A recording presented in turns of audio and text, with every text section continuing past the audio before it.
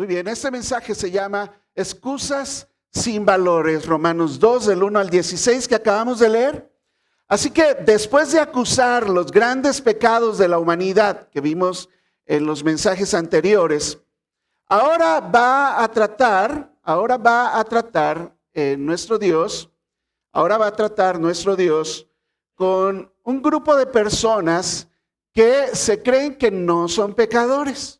O sea, todos esos pecados que vimos en los mensajes anteriores, no hombre, pues yo de ahí paso, ¿verdad? Esos no hablaron para mí, esos mensajes no fueron para mí porque yo no soy así. Se consideran, digamos, buenas personas, ¿verdad? Y entonces, en el mensaje anterior hablamos, por ejemplo, hablamos de algunos pecados, dice aquí, ¿verdad? Están atestados de toda injusticia. Y la buena persona dice, sí, yo conozco varios que son así injustos, ¿verdad? Fornicación, perversidad, yo conozco varios en la iglesia que son así, incluso en la iglesia, ¿verdad? Conozco varios que andan en cuestiones sexuales muy mal, muy mal. Avaricia y maldad, llenos de envidia, tengo mi lista también. Esos son así, a ellos les debió haber quedado bien claro el mensaje pasado. Murmuradores y detractores, también tengo mi lista de gente chismosa, ¿verdad? Gente ahí en mi colonia que es bien chismosa. Mi vecina, no hombre, se sabe, es la Pati Chapoy, ¿verdad? Ahí de la colonia, qué bárbara esa mujer, ojalá un día conozca de Cristo. Son desobedientes a los padres y los jóvenes dicen, no, ese mensaje no fue para mí porque yo obedezco a mis padres y obedezco a la primera. Wow, ¿verdad? Los niños ahí, necios, desleales, sin afecto natural, implacables, sin misericordia. Y los juzgan, ¿verdad? Y yo soy buena persona, yo no soy así como ellos, ¿verdad? Esas buenas personas que no se aplican para sí mismo todo lo que Dios ha estado hablando aquí, porque no soy yo estoy leyendo la Biblia y explicándola, tienen apariencia de piedad, aparentan cosas. Nuestro problema, hermanos, es que muchas de estas cosas las cometemos nosotros mismos también en lo oculto. Claro, no son públicas. Tu comadre chismosa pues lo hace hasta en el Facebook. Pero uno lo hace en lo oculto, incluso confabulándose, dice la palabra de Dios, asociándose con gente para hacerlo a las escondidas. Jesús le llamó a ese tipo de personas, con tonalidad fuerte, sepulcros blanqueados. ¿Tú entiendes la metáfora ahí? Un sepulcro blanqueado, por fuera muy bonitos, ¿verdad? Flores y adornados, unos hasta parecen casas, ¿verdad? Y por dentro están llenos de inmundicia, o sea, un cuerpo que se está echando a perder allá adentro. Ese es un sepulcro blanqueado y Jesús le llamó a ese tipo de personas así, sepulcros blanqueados. Otra acusación de Jesús fue generación de víboras. Generación de víboras, así, enróllate, ¿verdad? Generación de víboras. O les llamó hipócritas, ¿verdad? Es un grupo selecto de personas que se creen mejores que otros, ¿verdad? Son el señor, la señora, buena persona. Puesto que algunos de ellos sinceramente creen que por sus buenas obras se van a ganar el cielo o tienen asegurado el cielo, olvidan que la salvación no es por obras. La salvación, hermanos, no es por obras. Por la ley, ningún ser humano va a ser justificado. Y ahorita vamos a explicar nuestro pasaje.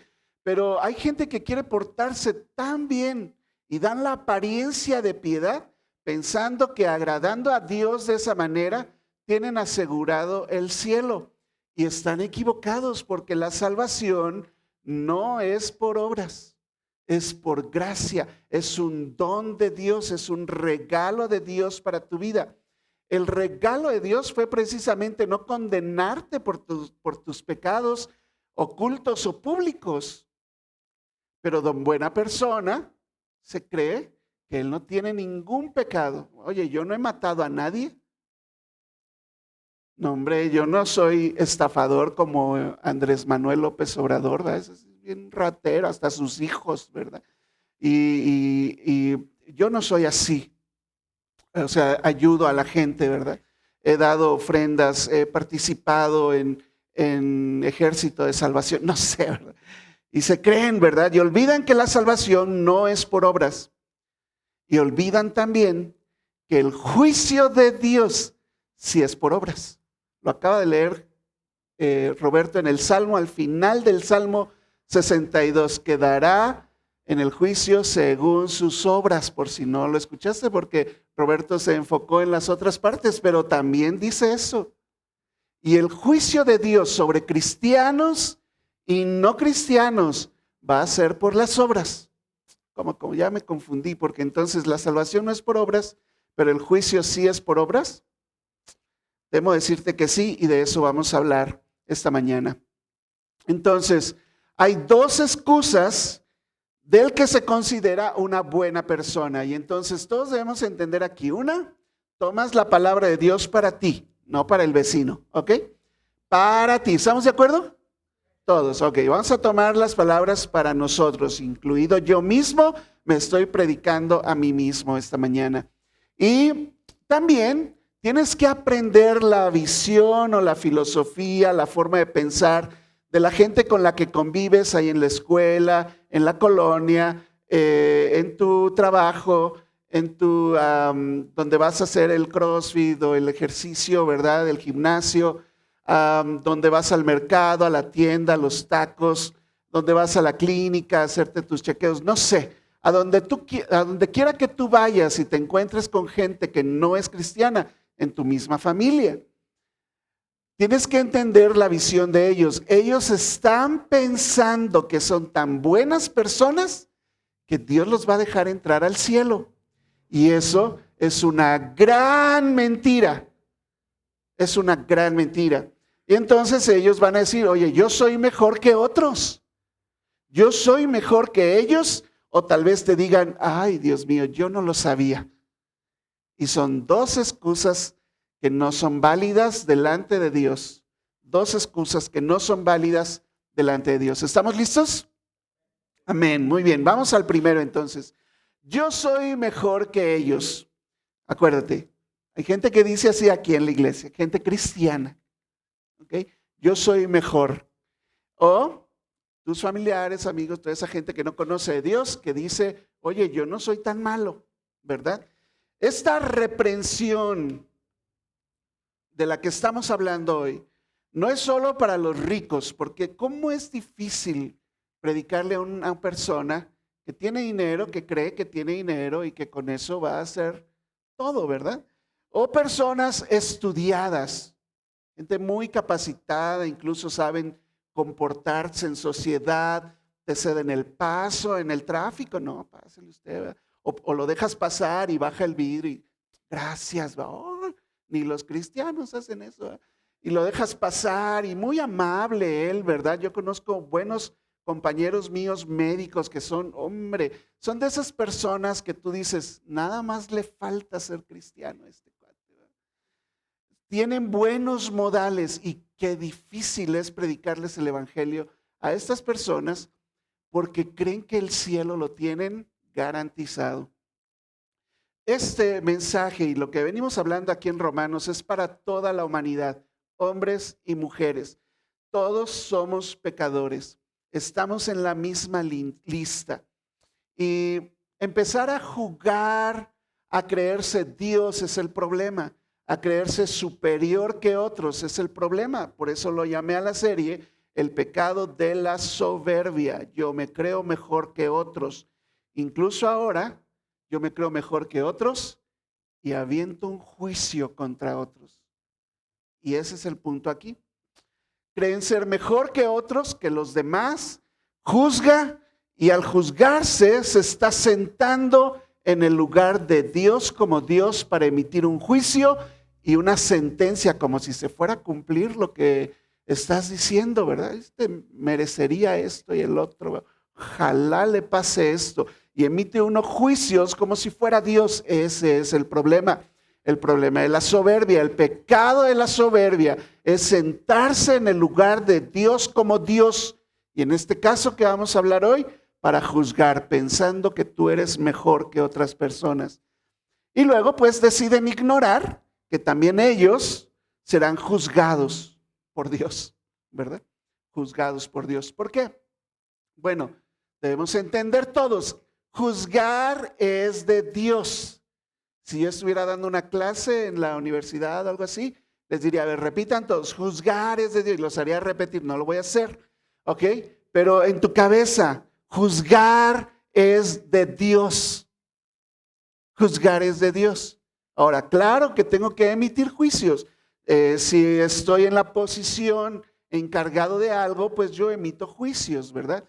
Pero no es un juicio con mala intención, y de lo que vamos a hablar aquí, de lo que el pasaje habla, es considerarte a ti mismo primero, también. Y si tienes ese lugar para poder emitir un juicio o no. El punto de todo lo que vamos a hablar hoy es que tú no estás para juzgar si no te han puesto para juzgar. ¿Ok? Y en tu casa tienes autoridad, tú eres el papá, la mamá. Claro que juzgas si tu hijo está haciendo no bien o malas cosas. No estoy hablando de eso, que no juzgues al niño, ¿verdad? Pero lo juzgas para corregirlo, para amarlo, no para destruirlo. Ese es el punto aquí. Entonces, nuestro pasaje empieza diciendo así, Romanos 2, del 1 al 5. Por lo cual, hablando de todos los pecados anteriores, eres inexcusable, oh hombre, quien quiera que seas tú. Quien quiera que seas tú que juzgas, te están aplicando todos los pecados anteriores que leímos. Porque éramos así, hermanos.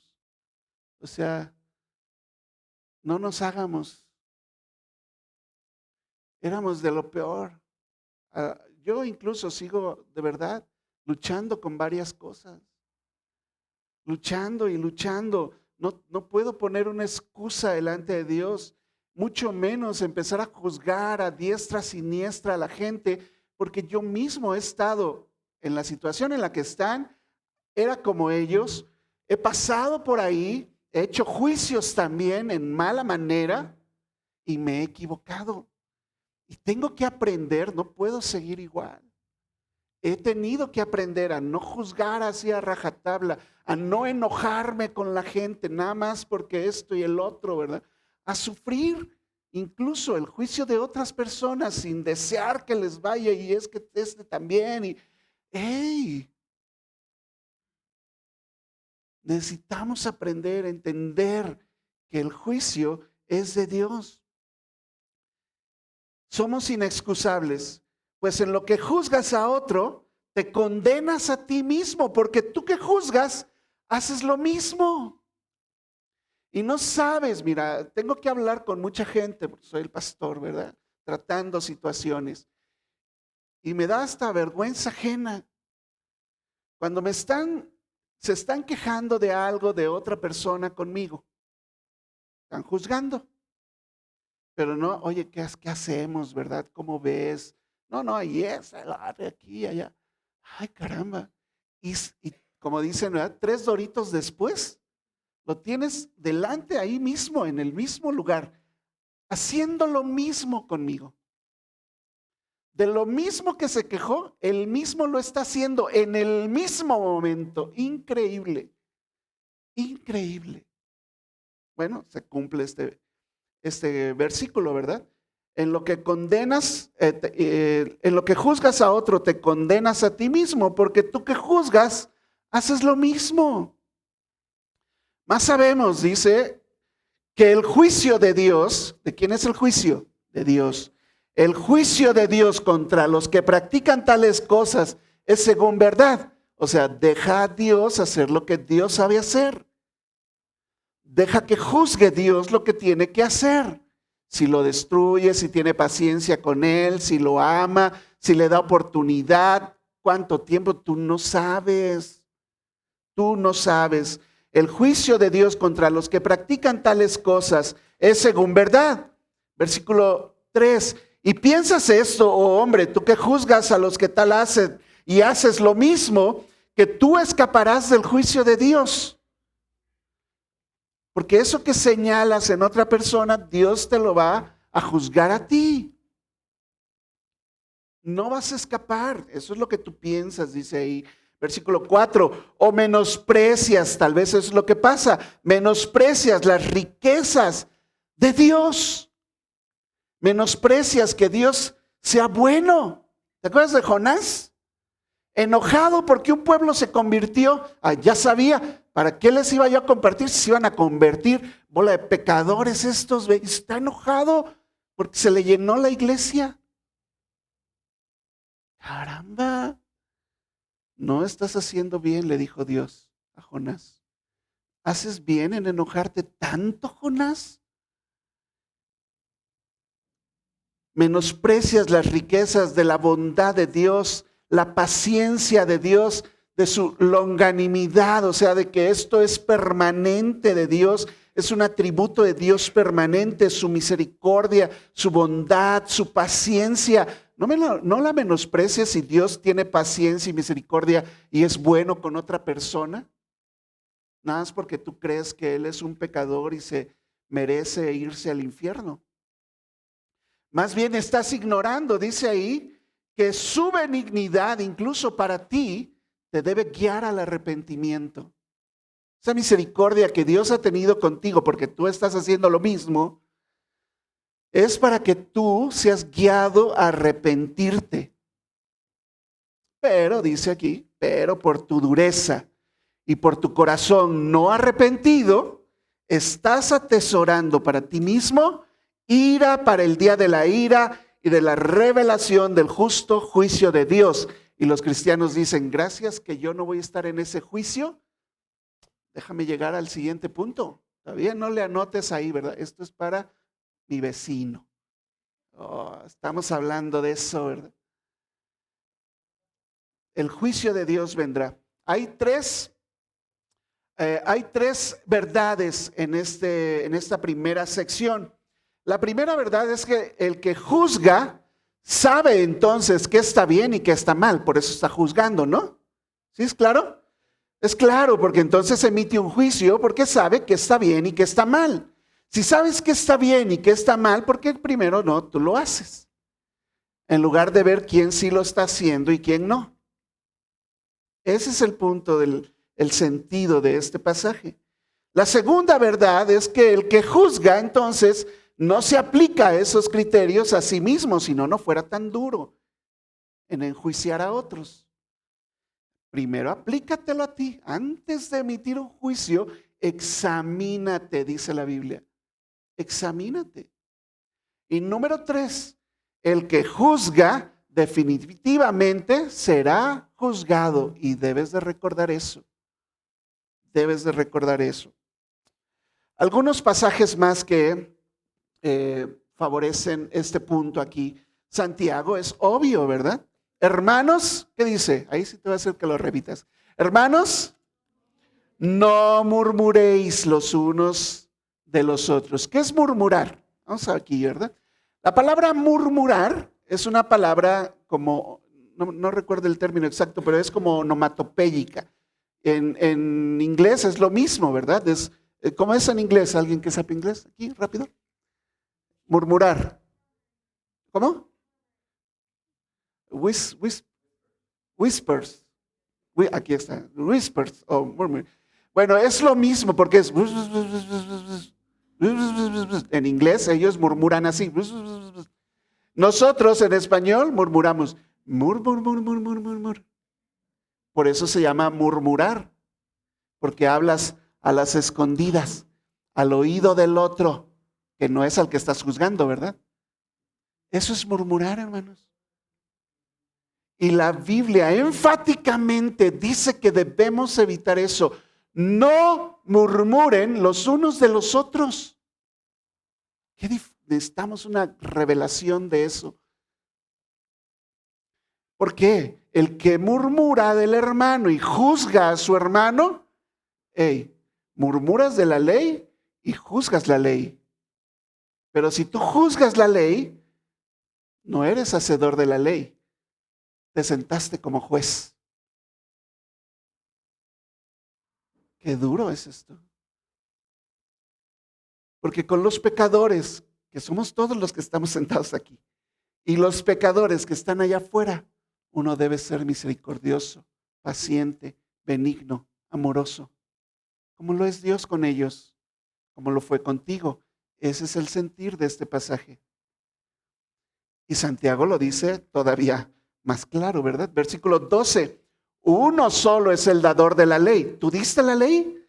Tú dijiste, no mentirás, y entonces puedes juzgar a todos los mentirosos, pero tú no lo dijiste. Uno solo es el dador de la ley, que puede salvar o perder. Pero tú, ¿quién eres para que juzgues a otro? Pero pasamos varias horas de nuestro día juzgando a los demás en el mal sentido, en el sentir de este pasaje. Ok, ¿quieres oír lo de Jesús, verdad? ¿Quieres oír lo de Jesús? No juzgues para que no seas juzgado. ¿Por qué? Porque con el juicio con que juzgas, serás juzgado. Y con la medida que mides, ¿qué crees? La van a agarrar y te van a medir a ti. Eso, hermanos, allá afuera es importante que la gente entienda. No, pues es que los cristianos, y es que aquel, y tú eres muy buena persona. Vamos a hacerte el examen de la buena persona. Y saca de los 10 mandamientos. ¿Has mentido tú alguna vez? No, pues sí. Bueno, eso te hace igual del pecador que el que está señalando. A ver, vamos a enfocarnos en ti mejor. La paga del pecado es la muerte. Vas a estar separado de Dios por la eternidad. ¿Te preocupa eso? Ay, caramba, a ver, deja que el Espíritu Santo haga el trabajo. No, pues tienes razón, sí. Bueno, Cristo Jesús vino a morir en tu lugar y le compartes el Evangelio. Deja de hablar del otro, llévalo a su pecado. Porque con el juicio con que juzgas serás juzgado. Y ahora aquí entre nosotros, ¿no debemos amarnos unos a otros en lugar de juzgarnos unos a otros? Pregunto. Sí, ok. Porque con la medida que mides le será medido. Y porque miras la paja que está en el ojo de tu hermano y no echas de ver la viga que traes en tu propio ojo. Es una forma exagerada de decirlo de Jesús. Obviamente no traes una viga, pero es una forma exagerada de Jesús al decir esta parábola o esta enseñanza. Exagera para que te quede más claro.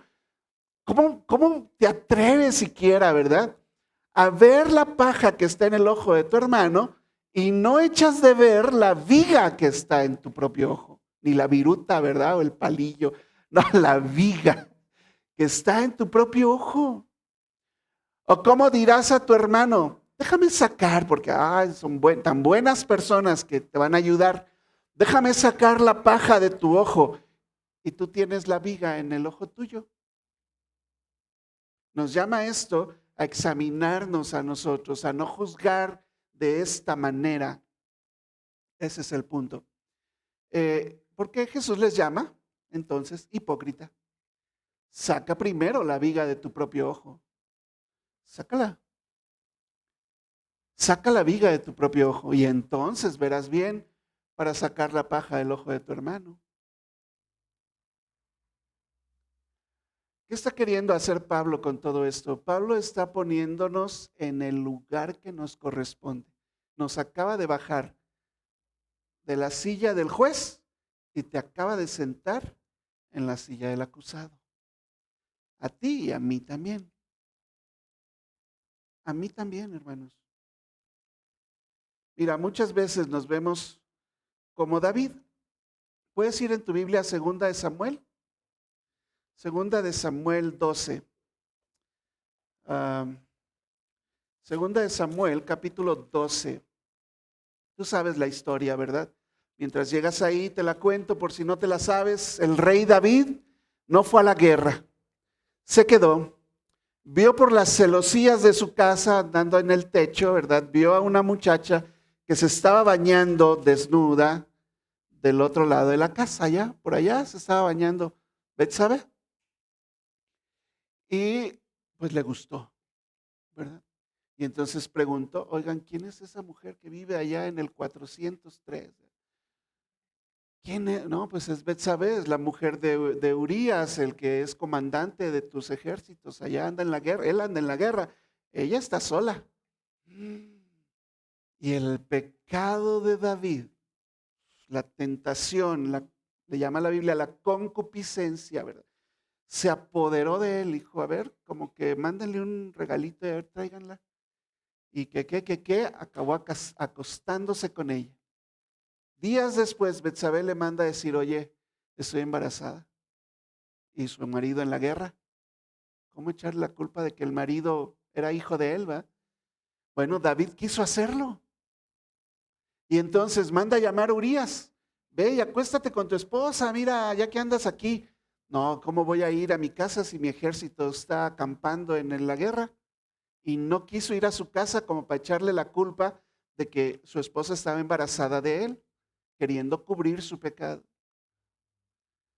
No le quedó de otra. Y entonces lo manda a matar. Con él mismo manda una carta diciéndole al general superior de él que pusiera a Urías en lo fuerte de la batalla para que muriera y lo dejaran solo para que muriera. Entonces muere Urías, matado por David, para quedarse con su mujer. Le mandan a decir, Urías murió y él toma a Betsabé como esposa.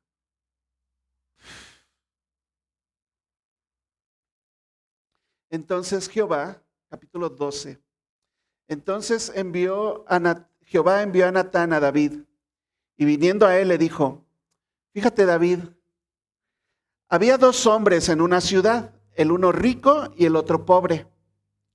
El rico tenía numerosas ovejas y vacas, pero el pobre no tenía más que una sola corderita que él había comprado y criado y que había crecido con él y con sus hijos juntamente, comiendo de su bocado, bebiendo de su vaso, durmiendo en su seno.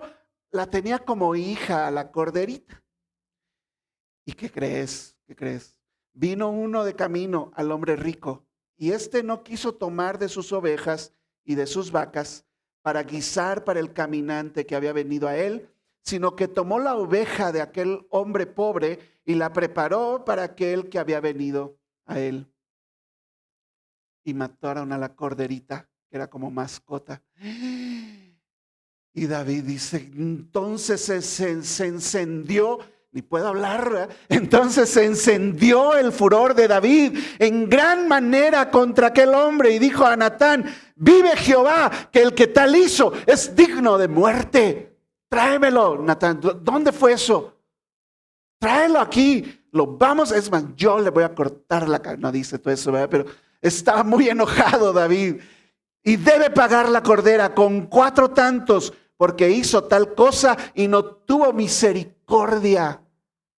Dice, ella trae aquí, ¿verdad? Versículos 5 y 6. Y no tuvo misericordia, versículo 7. Entonces dijo Natán a David, tú eres ese hombre.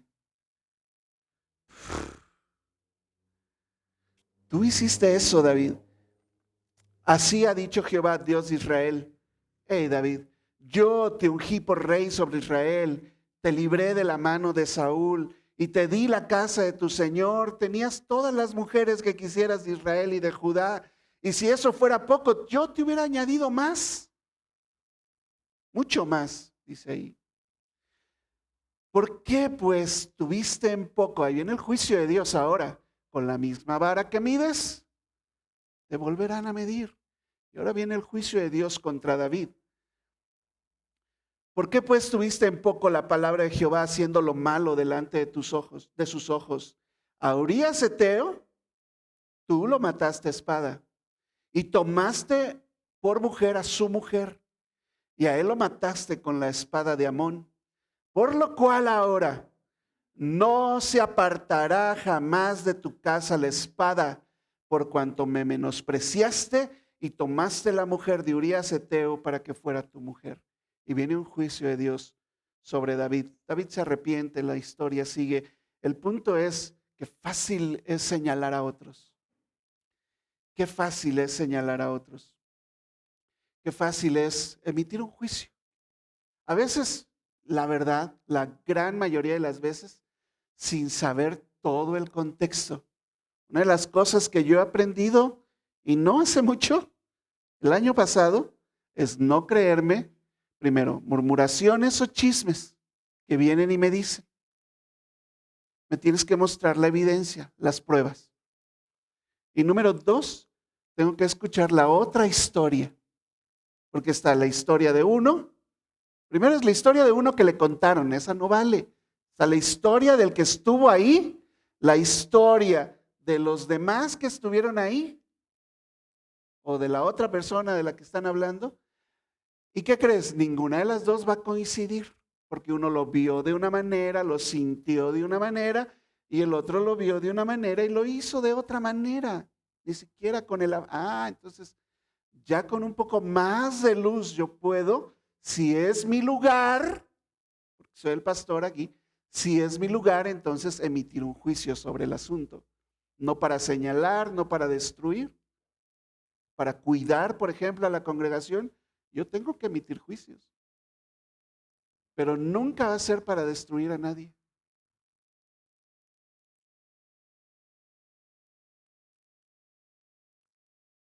Pero lo hacemos de la otra manera, ¿verdad? Todos. ¿Por qué? Porque yo soy mejor que ellos. Tan mal que lo hacen, ¿verdad? Y nos olvidamos entonces la otra parte, que recompensar es de Dios. Tú no vas a condenar ni vas a recompensar a nadie. Eso es de Dios. El pasaje sigue diciendo, Romanos 2, 6 al 11, que Dios, ¿verdad?, que juzgará, Él pagará a cada uno conforme a sus obras. Conforme a sus obras. Ahí viene. Vida eterna a los que perseverando en bien hacer buscan gloria, honra e inmortalidad. A ver, espérame. ¿No que no era por obras la vida eterna?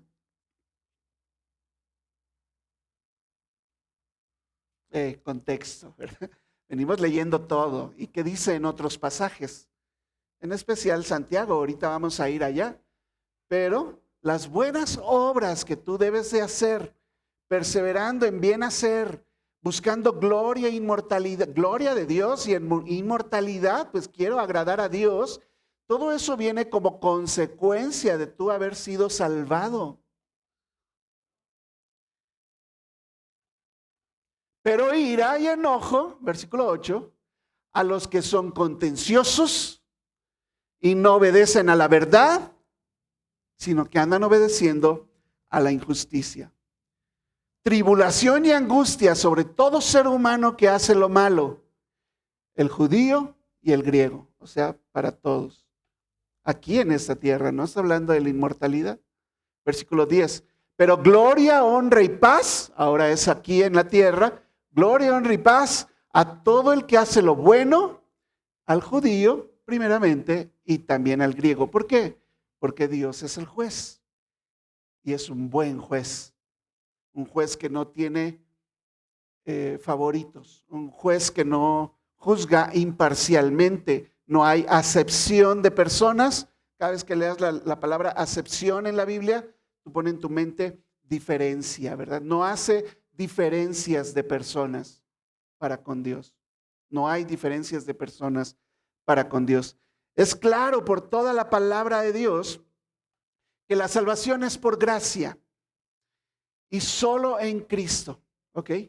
Pero nunca debemos olvidar que sin falta todos seremos juzgados por nuestras obras.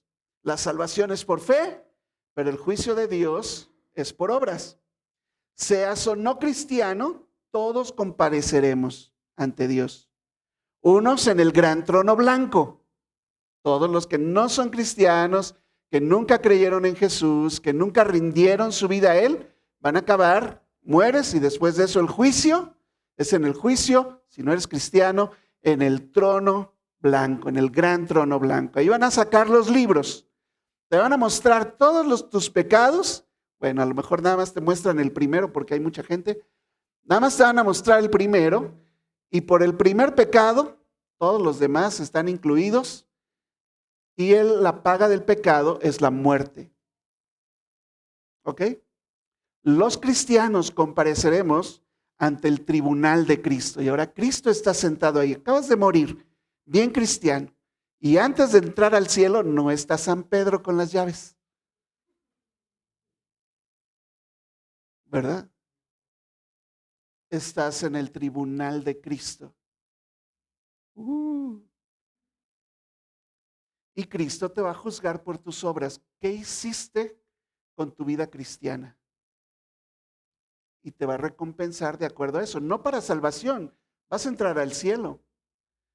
Pero habrá recompensas que te habrás perdido tal vez. Y Dios usará su vara de medir. Perdón, traje estas imágenes aquí de unos árbitros. En el juego de la vida, como en el juego del fútbol, solo hay un árbitro. Tú no eres el árbitro.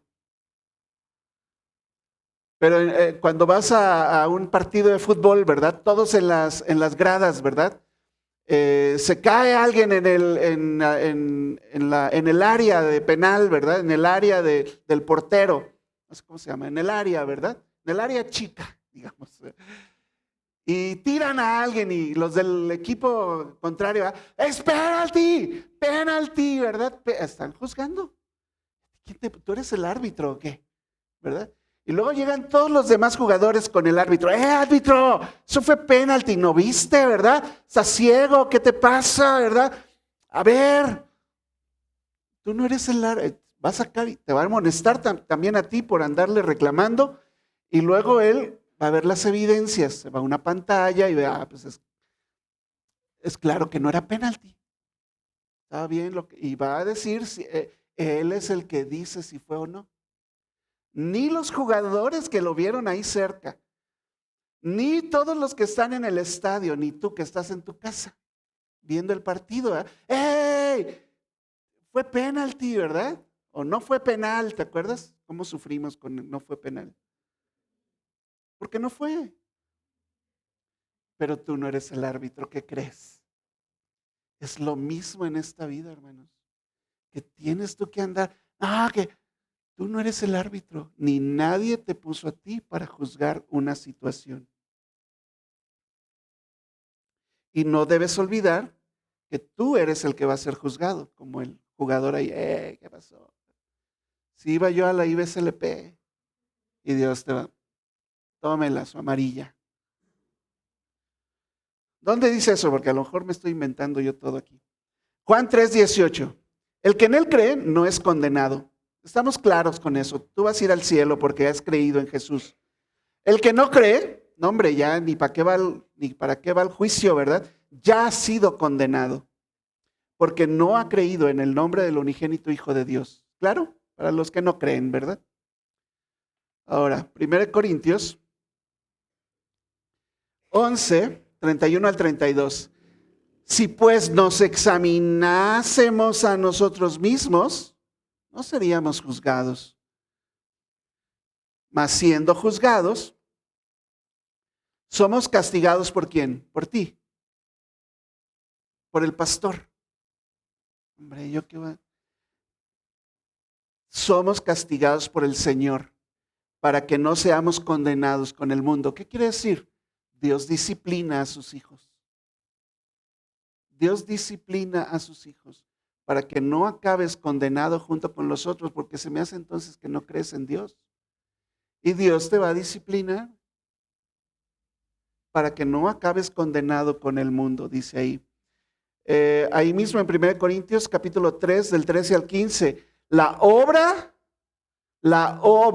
de cada uno, hablando a los corintios, una iglesia, la obra de cada uno se hará manifiesta, porque el día la declarará, pues por el fuego será revelada y la obra de cada uno, cual sea, el fuego la probará. Ese es tú y yo en el tribunal de Cristo. Si permaneciere la obra de alguno que sobreedificó, ¿recibirá qué? Recompensa de parte de Dios, tampoco tuya, que andas juzgando. Este sí lo hace bien, pero este no. ¿Tú los vas a recompensar a uno y castigar al otro? No, es de Dios, ¿verdad? Ahora aplícatelo a ti mejor, examinémonos, dijimos. ¿Qué he hecho con mi vida cristiana? ¿Qué he hecho con lo que se me ha enseñado? Tantos cursos y demás. No, hombre, has leído la Biblia como 20 veces en varios idiomas. ¿Y qué has hecho? Si permaneciere la obra de alguno que sobreedificó, recibirá recompensa. Pero si la obra de alguno fueron puras pajas, hojas, madera, en el contexto, él sufrirá pérdida. Si bien él mismo será salvo, ok, pues creíste en Jesús, pásale pues ya. Así como por fuego, o sea, como de panzazo llegaste al cielo, válgame Dios. Segunda de Corintios 5, 9 al 10. Por tanto, dice aquí Pablo, hablando a la misma iglesia, procuramos también, ausentes o presentes, serle agradable a Dios.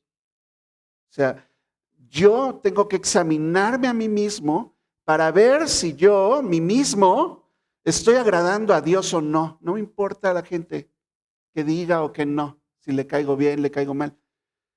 Tratamos de caerle bien a todos, ¿verdad? Andamos honestamente, dice Pablo, delante, pero no es algo porque sé que no soy monedita de oro. Pero procuro, ¿verdad? Dice Pablo, ausente o presente ahí en la iglesia de Corintio, pues serle agradables. ¿Por qué? Porque es necesario, dice Pablo, que todos nosotros, cristianos, comparezcamos ante el tribunal de Cristo para que cada uno reciba según lo que haya hecho mientras estaba en el cuerpo, sea bueno o sea malo. Entonces, tú como cristiano, ¿verdad? Examínate. ¿Qué has hecho con lo que Dios te dio? ¿Qué has hecho con lo que Dios te dio? El otro tribunal, el otro juicio, está en Apocalipsis 20. Vi un gran trono blanco al que estaba sentado en él, delante del cual huyeron la tierra y el cielo. Ningún lugar se encontró para ellos. Versículo 12. Y vi a los muertos, grandes y pequeños, de pie ante Dios o ante ti. Ante Dios, ¿verdad? Y los libros fueron abiertos, y otro libro fue abierto, el cual es el libro de la vida. Y fueron juzgados los muertos por las cosas que estaban escritas en los libros según sus obras. Versículo 13. Y el mar entregó los muertos que había en él, y la muerte y el Hades entregaron los muertos que había en ellos, y fueron juzgados cada uno según sus obras. Y la muerte y el Hades fueron lanzados al lago de fuego. Esta es la muerte segunda. Y el que no se halló inscrito en el libro de la vida, pues también, ¿verdad? Al lago de fuego, al lago de fuego. 3 lecciones aprendidas en esta parte del pasaje. Cada quien dará cuenta de sí mismo, medido con la vara de Dios, no con nuestro estándar, no nuestro parecer, no nuestra apariencia de piedad. Número 2, las obras serán juzgadas si no has puesto tu fe en Cristo. Tus obras te condenarán. Si eres cristiano, tus obras serán puestas a prueba y recompensadas según el resultado. Y número 3, no debemos juzgar al hermano o a cualquier persona con mala intención o un corazón sin misericordia, pues Dios, quien es quien lo juzgará, aún es bueno y paciente con ellos. ¿Claro? Vamos al segundo punto aquí. Yo no lo sabía. Dios no hace ni hará distinción de personas al momento del juicio, ¿ok? Ellos han tenido la revelación general de Dios, se les ha mostrado a través de la creación. Muchos tienen la revelación especial, una Biblia cerca de ellos, a su alcance. Tienen su propia conciencia, la ley de Dios escrita en sus corazones. Así que nadie puede decir, yo no lo sabía, yo no lo sabía. Entonces, tenemos la ley, nosotros como cristianos, tenemos la Biblia, ¿ok? Entonces, va a preguntar aquí Romanos, dice, Porque todos los que sin ley han pecado, sin ley también perecerán. Y todos los que bajo la ley han pecado, por la ley serán juzgados. Entonces yo ya no estoy bajo la ley. Bueno, también dice que también serás juzgado. Porque no son los oidores de la ley los justos ante Dios. Son los hacedores de la ley los que serán justificados. Así que, ¿cómo que no lo sabías? Ahí está Moisés preguntándote, ¿verdad? ¿Cómo que no lo sabías? Si has tenido acceso a una Biblia en tu idioma, si alguien te leyó un versículo, que te leí hoy varios, si te predicaron por 20, 30 minutos, una hora, si has leído porciones de la Biblia o si has leído la Biblia completa una o varias veces, temo decirte que hay un juicio de Dios sobre nosotros por el conocimiento puesto a nuestra disposición y la falta de llevarlo a la aplicación en nuestras vidas. Mira, hermanos, yo no quiero Dios no quiere una iglesia, ni yo tampoco. Dios no quiere una iglesia de oidores de la palabra de Dios. Dios quiere una iglesia de hacedores de la palabra de Dios. ¿Están de acuerdo? Gracias a Dios. Santiago 1:22. Sean hacedores de la palabra, no tan solamente oidores, engañándose a ustedes mismos. Porque si alguno es oidor de la palabra, pero no hacedor de ella, ¿qué has hecho con lo que se te dio? No, pues para mí, ¿verdad? Para mis hijos. No. O sea, estamos hablando de ti. ¿Qué has hecho tú con lo que se te ha enseñado?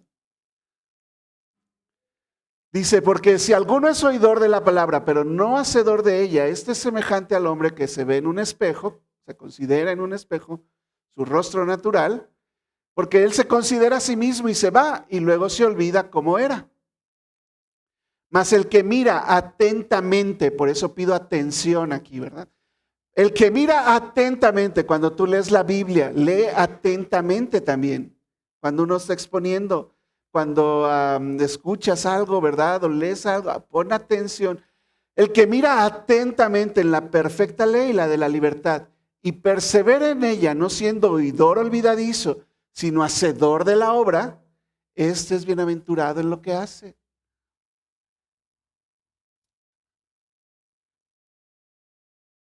Este es bienaventurado en lo que hace. Y Juan 5, no pienses que yo voy a acusarlos, dice Jesús, ¿verdad? A los fariseos, que eran así, ese tipo de gente, que señalaban a otros y no se veían a sí mismos. No piensen que yo voy a acusarlos delante del Padre. Hay quien los acusa, Moisés. Él los acusará, en quien tienen ustedes su esperanza. Porque si creyeran a Moisés, me creerían a mí, porque de mí escribió él. Pero si no creen a sus escritos, ¿cómo creerán a mis palabras? Entonces Moisés los acusará. Claro, la ley te va a acusar. Oye, sabías tantas cosas que había que hacer, que había que tomar parte en el cuerpo de Cristo, que tenías que tomar tu lugar, que debías tener limpia conciencia. Ahorita vamos a ir delante de Dios. ¿Qué has hecho con lo que se te enseña? Ahora, tenemos una conciencia, dice el pasaje, porque cuando los gentiles que no tienen ley hacen por naturaleza lo que es de la ley, estos, aunque no tengan ley, son ley para sí mismos, mostrando la obra de la ley escrita en sus corazones, dando testimonio a su conciencia y acusándoles o defendiéndoles sus razonamientos en el día en que Dios juzgará por Jesucristo los secretos de los hombres. Y eso es lo que dice mi evangelio, dice Pablo ahí. Ok, conocemos algunas personas buenas en este mundo. Yo traje aquí, yo creo, una de las personas más maravillosas de este mundo, sinceramente, la Madre Teresa de Calcuta. Si tú sabes un poco de su historia, nació en una familia acomodada, era de dinero su familia. Ella, como religiosa, a los 18 años decidió que iba a renunciar a todo para dedicarse a ser monja. Y a los 22 años fundó su primera reunión de jovencitas ahí para ir a los pobres y necesitados. Y desde entonces toda su vida la dedicó a los pobres, a los más pobres, a los marginados, a los que nadie incluso se les querría acercar en la India. Y dio su vida por eso. Y es una mujer ejemplar, ¿verdad? Sé de otros, ¿verdad? Ricos, generosos, altruistas, artistas que han adoptado niños africanos, huérfanos. He conocido madres ejemplares, no cristianas, pero si ellos, incluida la Madre Teresa de Calcuta, no pusieron su fe en Cristo para salvación, sus buenas obras incluso serán quienes la acusen o los acusen. Porque, oye, ¿sabías hacer lo bueno? ¿No crees que había un Dios tan bueno? ¿Por qué no pusiste tu confianza en Cristo Jesús y no en tus obras para ganarte el cielo? ¿Te crees una buena persona? ¿Crees que la Madre Teresa no cometió ningún pecado? No, hermanos. Aún la más horrible persona en el universo, Adolfo Hitler, aún Adolfo Hitler con toda su maldad, si en el último minuto, que nadie nunca encontró su cuerpo, unos creen que emigró a Argentina y murió allá, si en algún momento de su vida se encontró con Cristo Jesús, puso su confianza en Él para salvación, te vas a llevar la gran sorpresa cuando llegues al cielo y lo veas ahí.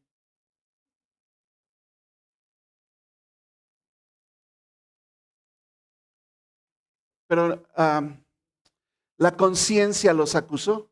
Cuando se hizo el juicio a los nazis después de acabada la guerra, unos 2, 3 años después de acabada la guerra, todos los tenían encarcelados a los grandes del ejército de Hitler, que agarraron y no los mataron, entonces los tenían en celdas, y se hizo un tribunal de jueces internacional, y este señor fue el fiscal en jefe para ese juicio, el juicio de Nuremberg se llama.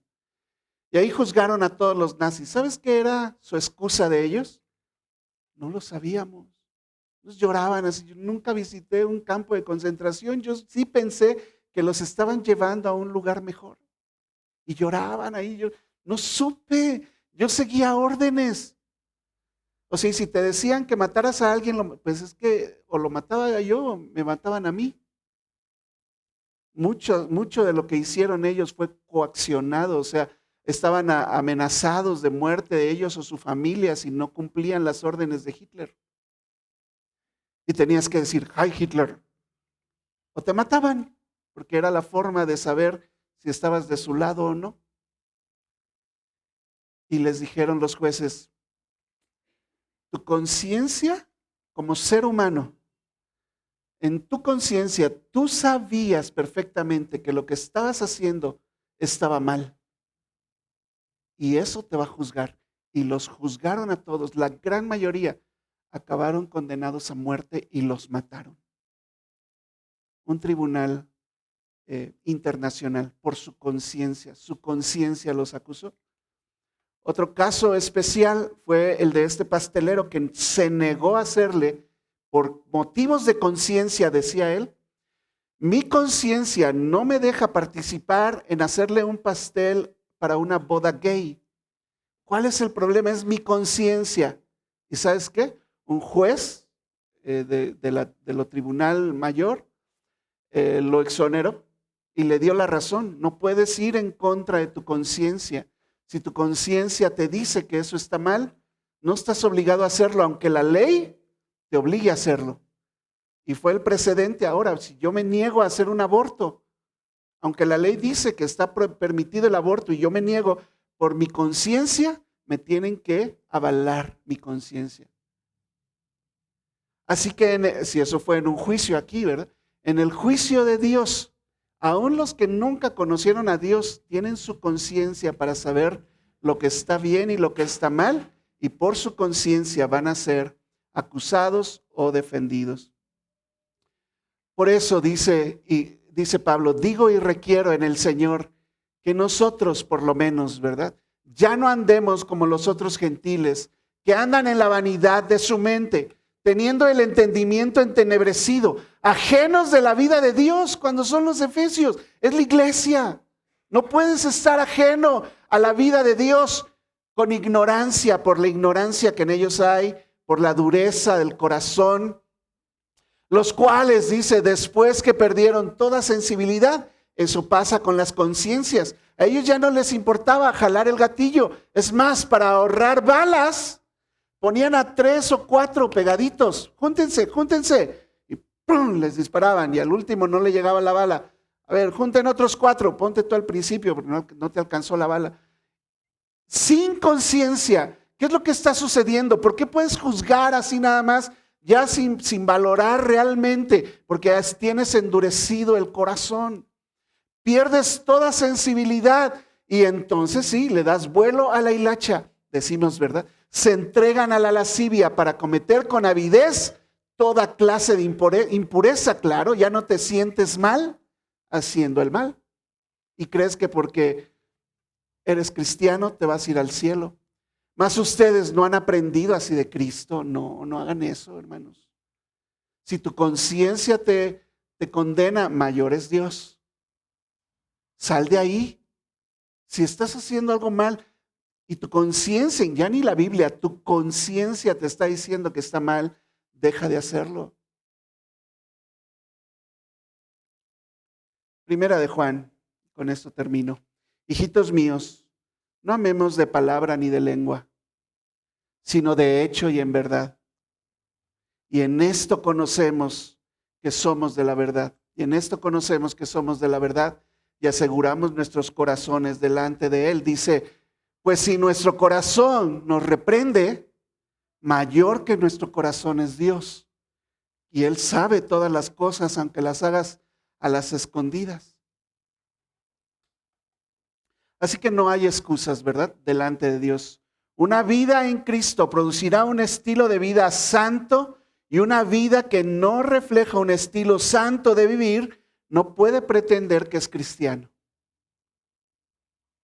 David, en el ejemplo que vimos, estuvo dispuesto a reconocer y conocer su pecado ante Dios.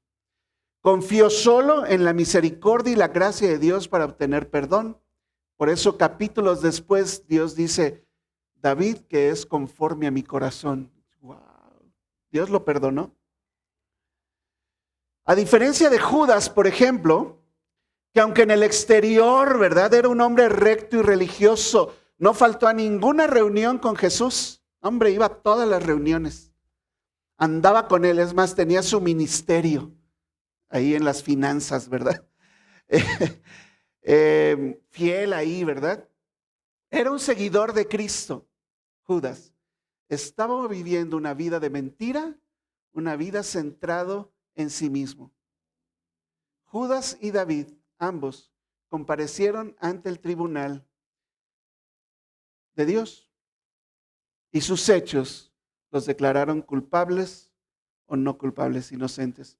La única diferencia es que la condena de David fue pagada por Cristo Jesús. O sea, sí también había una condena por el pecado de David, solo que David puso su confianza en el Mesías que vendría.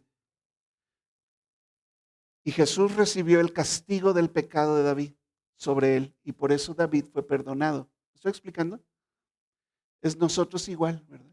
Tú pones tu confianza en Dios, no en tus obras, no en tu conocimiento, obviamente no en tu riqueza y demás. Yo pongo mi confianza en Dios y soy perdonado. Y eso me debe llevar a hacer buenas obras, intentar no pecar, escuchar mi conciencia, etcétera, etcétera. Judas no, ¿verdad? Judas sigue pagando por sus pecados en la eternidad, separado de Dios eternamente. ¿Te preocuparía que tú estuvieras junto a Judas? Juan 5:24 dice, de cierto les digo, el que oye mi palabra y cree en el que me envió, tiene vida eterna y no vendrá condenación, mas ha pasado de muerte a vida. La buena noticia del Evangelio es que los pecadores justamente merecen la ira de Dios por su soberbia y que pueden ser librados de ella solo por gracia, solo por fe, solo en Cristo. Amén.